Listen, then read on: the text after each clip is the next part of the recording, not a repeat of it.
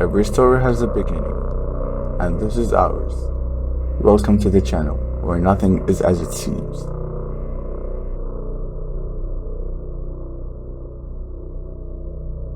They say time waits for no one, but in the town of Elmridge, time doesn't just move, it watches. In the heart of that forgotten town, nestled between shuttered shops and crooked street lamps, stood an old clockmaker's shop. Its wooden sign, cracked and faded, still read, "Timepieces repaired and restored since 1891. Few entered, even fewer left with a story, but one visitor did. And I'm here to tell you what happened the day she knocked on that door."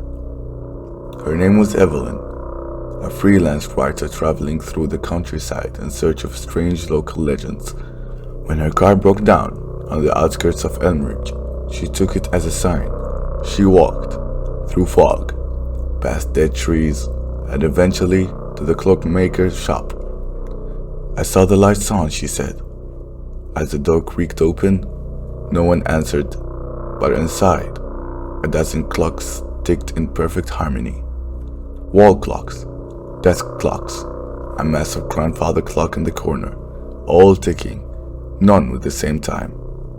And then, from the back room, a voice. "You're late." He introduced himself only as Mr. Adair.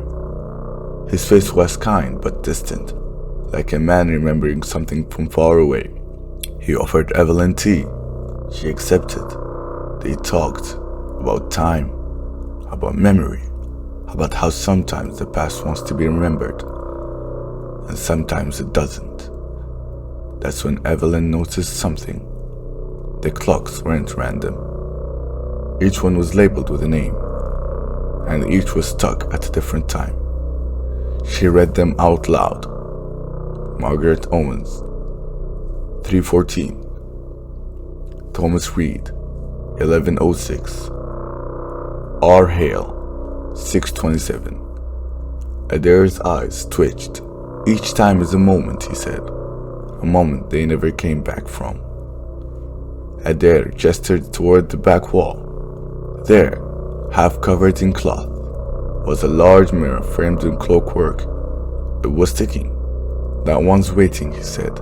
"It's yours." Evelyn laughed, a nervous laugh. She thought it was a joke. But the mirror began to glow, ever so slightly. She approached. Her reflection was off. It moved slower, and then it smiled before she did. Adair handed her a key, a thin brass thing shaped like an hour hand, and she said quietly, "If we turn this, the moment becomes yours, but you can't go back. Not the way you came."